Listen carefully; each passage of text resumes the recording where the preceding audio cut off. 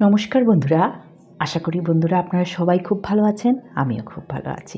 Moms কিচেনে সবাইকে অনেক অনেক স্বাগত জানাচ্ছি।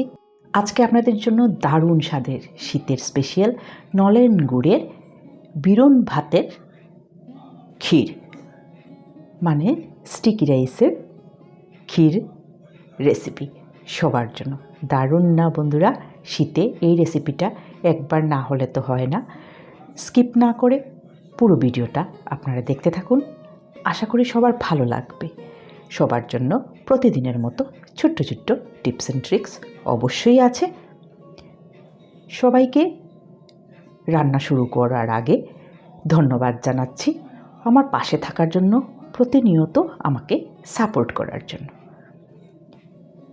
যদি এই দারুণ রেসিপিটা আপনাদের ভালো লেগে থাকে তাহলে একটা লাইক কমেন্ট করে অবশ্যই উৎসাহিত করার অনুরোধ রইল।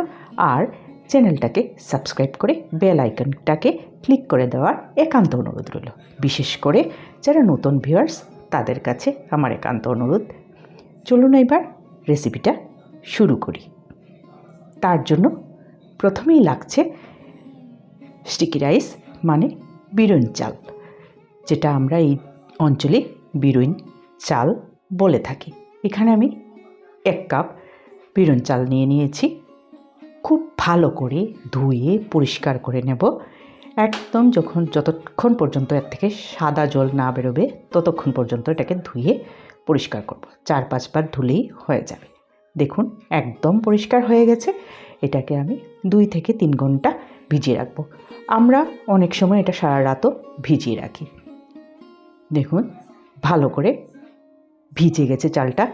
এইবার একটা কড়াই বসিয়ে তার মধ্যে 1 কাপ জল দিয়ে দিয়েছি আর অল্প একটুখানি নুন দিয়েছি। তার মধ্যে জল ঝরিয়ে রাখা বিরন চালটা দিয়ে দিলাম। একদম গায়ে গায়ে দেখুন জলটা। গ্যাসের ফ্লেমটা হাই রেখে 5 মিনিটের জন্য ঢেকে দেব। ভাতটা ফুটে উঠেছে, দেখতে পাচ্ছেন আপনারা। খুব ভালো করে আবারও একটু মিক্স করে দিলাম। এইবার ঢাকা দিয়ে আঁচটা কমিয়ে আরও 5 মিনিট রান্না করব। এই 10 মিনিটের মধ্যে ভাতটা খুব ভালোভাবেই হয়ে যাবে। আপনারা দেখেই বুঝতে পারছেন। ভাতটা দেখুন কি সুন্দরভাবে হয়ে গেছে। যেহেতু স্টিকি রাইস তার জন্য হাতে লাগছে, আঠা আঠা করছে। এখানের মধ্যে 1/2 লিটার লিকুইড দুধ দিয়ে দিলাম। আপনারা চাইলে কিন্তু দুধের মধ্যেও যেরকম পায়াস আমরা করে থাকি এইভাবেও ভাতটা চালটা দুধের মধ্যে দিয়ে ফুটিয়ে নিতে পারবেন। এইভাবে করলে একটু সহজে হয়ে যায়, তার জন্য আমি এইভাবেই আপনাদেরকে করে দেখাচ্ছি। অল্প অল্প করে 1/2 লিটার দুধ এখানে মিশিয়ে দিয়েছি। গ্যাসের ফ্লেমটা কমিয়েই রেখেছি। একটু একটু ফুটে উঠেছে। তার মধ্যে 2-3টা তেজপাতা আর 2টা এলাচ থেতো করে এতে দিয়ে দিচ্ছি। দেখুন এইবার খুব ভালো করে মিশিয়ে নিচ্ছি। একদম সহজ রেসিপি এটা। ভালো করে ফুটে উঠেছে। এইবার 1/2 কাপ চিনি দিয়ে দিলাম এতে। গুড় তো অবশ্যই দেব।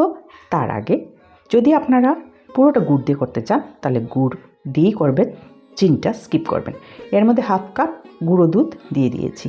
টেস্টটা আরও দ্বিগুণ বেড়ে যাবে গুঁড়ো দুধ দিলে পরে।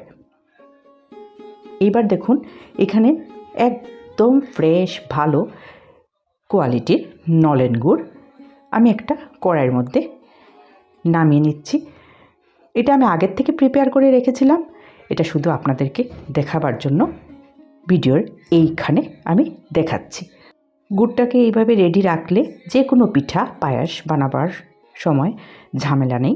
আর পায়াস বানাবার সময় গুড়টাকে ডাইরেক্ট দিলে পরে অনেক সময় ফেটে যাওয়ার ভয় থাকে। তার জন্য গুড়টাকে একটু লিকুইড করে নিতে হয়, জাল দিয়ে রেডি করে রেখে দিলে ভালো। তার জন্য এইভাবে আমি আপনাদেরকে দেখাচ্ছি। বিশেষ করে বিগিনার্সদের জন্যই এটা। যারা রাঁধুনি আমার মতো তাদের জানাই আছে গুড়টা এইভাবে রেডি করে রাখতে লাগে। আমি একটা কাচের বয়ামের মধ্যে রেখে দিয়েছি। এইবার গুড়টা দিয়ে দিচ্ছি যতটুকু আমার প্রয়োজন। এত ভালো গুড়, সত্যি এর গন্ধটা আপনাদেরকে বলে বোঝাতে পারবো না।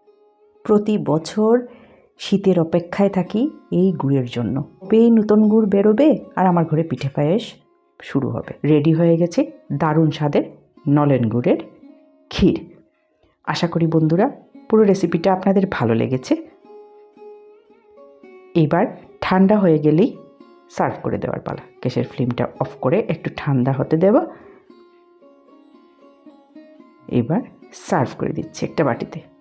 দেখুন একদম জমে গেছে। ঘণ্টাখানেক পর আমি এটা সার্ভ করে দিচ্ছি।